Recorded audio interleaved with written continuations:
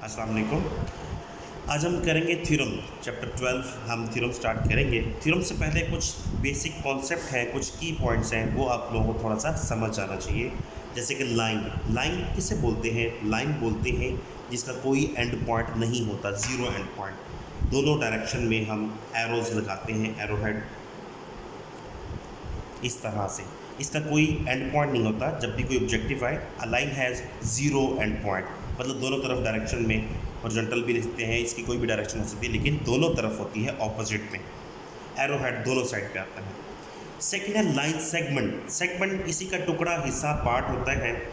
Line में से ही हम इसके जो दरमियानी पार्ट है, कोई एक दो पॉइंट से हम ले लेते हैं, दोनों तरफ एरो हेड नहीं आता, ये इसके टू एंड पॉइंट्स होते हैं। जैसे हम अक्सर ज्योमेट्री में करते हैं 5.3 सेंटीमीटर, 2.5 सेंटीमीटर, 1 किलोमीटर, जिसकी मेजरमेंट दी होती है वो लाइन सेगमेंट होती है, लाइन नहीं होती। थर्ड है रे। रे का स्टार्टिंग पॉइंट तो होता है, लेकिन सिर्फ ये डायरेक्शन शो करता है कि इस तरफ को है। दूसरी तरफ एरो हेड होता है, इट मीन्स इसका वन एंड पॉइंट होता है। अब तीनों में डिफरेंस क्या है कि line has zero end point, line segment has two end point, ray has one end point. Ray किस काम के लिए होती है? एंगल बनाने के लिए काम आती है। अगर हम टू रेज को इस तरह से ज्वाइन कर दें कि दोनों end point common end points मिल जाए, आके कॉमन पॉइंट हो, दो रे किस तरह से पता चलेगा? इस तरफ भी एरो होगा, इस तरफ भी एरो होगा, और इनके एंड पॉइंट्स आपस में कॉमन पॉइंट बनाएं तो ये मिलके एंगल बना देते हैं। एंगल किसी भी डिग्री का हो सकता है, लेकिन ये एग्जाम्पल के लिए आपको अभी फ़िलहाल समझाया गया है। अभी जो हमने पॉइंट पढ़ना है, right bisector of line segment. पहले तो हमारे पास ये होना चाहिए कि लाइन सेगमेंट क्या है। लाइन सेगमेंट ये ड्रॉ कर दी, ये लाइन सेगमेंट है जिसके दोनों तरफ पॉइंट्स मीन के कोई भी पॉइंट हो सकता है, ए बी। जैसे कि इधर भी हम लिख सकते हैं ए बी, इधर भी ए बी, कोई भी हम पॉइंट को नेम दे सकते हैं। राइट बाइसेक्टर, राइट वर्ड से हमें इस चीज़ का पता होना चाहिए। अभी हमारा ये वैसे टॉपिक नहीं है, लेकिन आपको मैं बता देता हूँ कि हमने यूज़ करना है। 90 डिग्री को हम राइट एंगल बोलते हैं, या राइट का वर्ड जब आ जाए तो इट मीन्स परपेंडिकुलर की बात हो रही है, 90 डिग्री की बात हो रही है। बाई मीन टू सेक्टर, हिस्सा, टुकड़ा, पार्ट, सेक्टर में डिवाइड करना है। किसको? ऑफ अ लाइन सेगमेंट को। किसी लाइन सेगमेंट को आपने परपेंडिकुलरली डिवाइड करना है, बाइसेक्ट करना है, इक्वली पार्ट्स में डिवाइड करना है। बाइसेक्ट का मतलब ये है कि दो इक्वल पार्ट्स में डिवाइड कर देना है। और राइट का मतलब ये है कि 90 डिग्री होगा, यहाँ पे 90 डिग्री ये शो होगा। किसी भी राइट बाइसेक्टर को, मतलब हम ये कह सकते हैं कि अब हम ये कह सकते हैं इसमें दो पॉइंट्स हैं। एक तो इसने मिड पॉइंट से पास किया, जिससे हम कह सकते हैं कि ये, अगर हम इसको सी का नाम दे दें कि ए सी बी सी के इक्वल है, हम कह सकते हैं, क्योंकि बाइसेक्टर है। बाइसेक्टर ने क्या किया? दो इक्वल पार्ट्स में डिवाइड कर दिया। किसको? लाइन सेगमेंट को। साथ अगर लिखा हो राइट बाइसेक्टर तो इट मीन्स उसने परपेंडिकुलरली इसको डिवाइड किया है। तो इसमें दो पॉइंट्स, एक तो 90 डिग्री का एंगल बनेगा, दूसरा ये दोनों पार्ट्स जो हैं वो इक्वल होंगे, इक्वली पार्ट्स में डिवाइड किया जाएगा एक लाइन सेगमेंट को। बाइसेक्टर ऑफ एन एंगल, इसके साथ राइट का वर्ड नहीं आता। 90 डिग्री पे नहीं हमने करना होता, हमने सिर्फ एंगल जिसकी भी मेजरमेंट का दिया हो उसको हमने टू इक्वल पार्ट्स में डिवाइड करना होता है। फॉर एग्जांपल, ये एक एंगल दिया हुआ है किसी भी मेजरमेंट का, किसी भी डिग्री का, दरमियान में एक रे जो कि ये शो करती है कि दोनों एंगल्स इक्वली पार्ट्स में डिवाइड कर दिए हैं इस रे ने, इसको बोलते हैं बाइसेक्टर। तो ऐसी रे जिसने एंगल को टू इक्वल पार्ट्स में डिवाइड कर दे उसको हम रे बोलते हैं।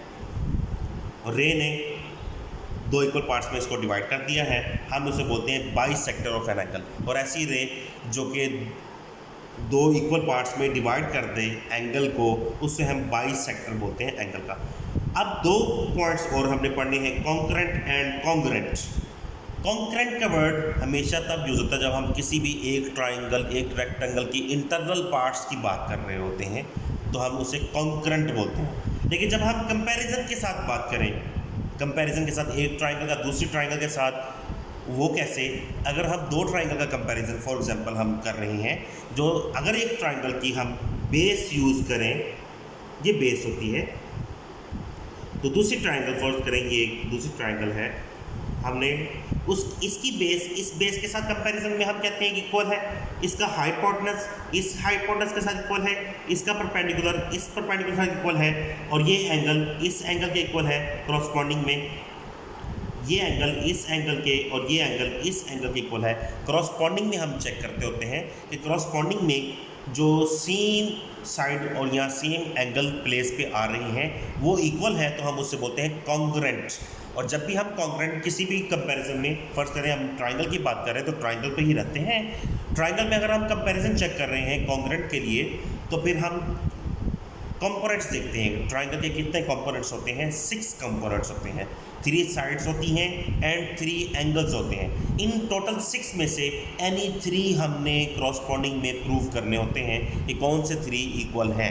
जो 3 अगर 3 इक्वल आ गए हैं तो हम कहते हैं ये ट्राइंगल इस ट्राइंगल के कॉन्ग्रुएंट है, और रिमेनिंग जो 3 होते हैं वो ऑटोमेटिकली हम कह देते हैं कि ये कॉन्ग्रुएंट ट्राइंगल्स की रिमेनिंग पार्ट्स हैं, रिमेनिंग साइड या रिमेनिंग एंगल हैं, ये भी कॉन्ग्रुएंट ही होंगे।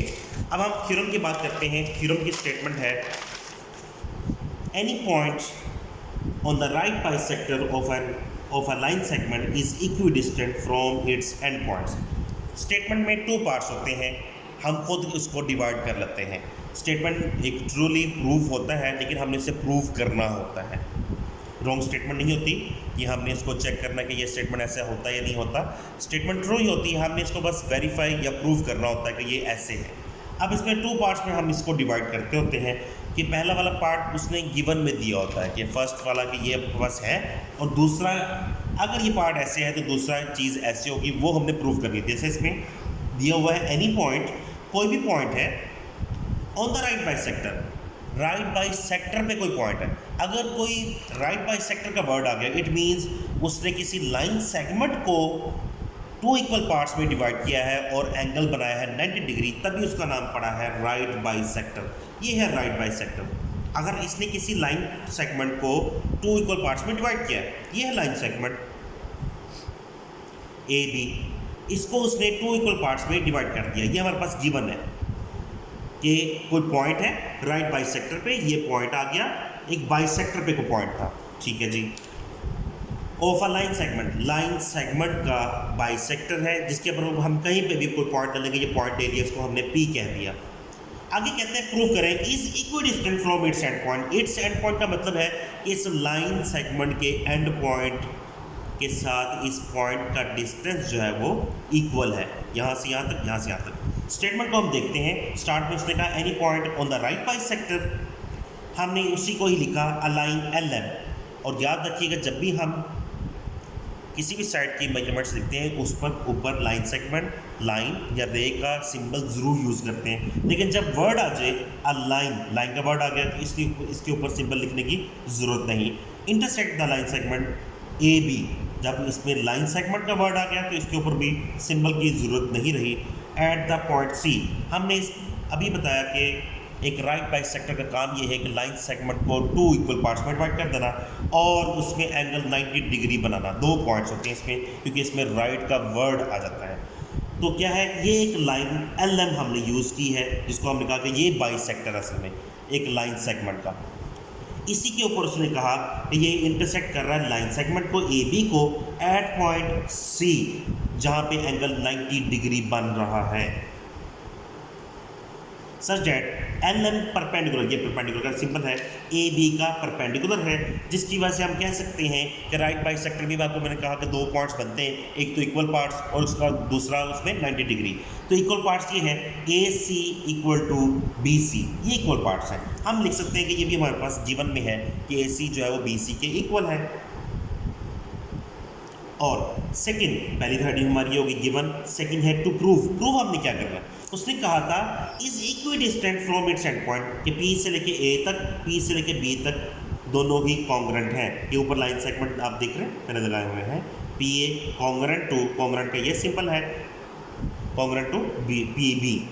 कंस्ट्रक्ट हमने खुद से क्या काम किया है, हमने खुद से डॉटेड लाइन वाले जो है ना वो हमने खुद से लगाई हैं।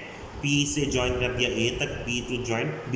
Then we have two triangles. Triangle आप देख रहे हैं इसमें दो ट्राइंगल्स बन रही हैं, ट्राइंगल PAC, ट्राइंगल PBC। दो ट्राइंगल बन रही है, एक ये ट्राइंगल और एक ये ट्राइंगल। ये दो ट्राइंगल का हमने कंपैरिजन में चेक करना है कॉन्ग्रुएंट के लिए। उसके बाद हम इस तरह से कॉलम बना लेंगे प्रूफ के लिए और दोनों ट्राइंगल लिख देंगे, ट्राइंगल ACP, कंपैरिजन, इसकी कंपैरिजन के लिए सिंबल यूज़ करते हैं कंपेयर टू ट्राइंगल, ये ट्राइंगल का सिंबल है ट्राइंगल BCP। एक तरफ हमने ACP वाली ट्राइंगल रख दी, एक तरफ हमने BCP वाली ट्राइंगल की साइड रखनी है। जो साइड हम यहाँ से यूज़ कर रहे हैं, सबसे पहले हमने साइड यूज़ करनी है जो गिवन में देखना, क्या गिवन में हमारे पास कोई साइड गिवन है, कोई साइड कॉन्ग्रुएंट है।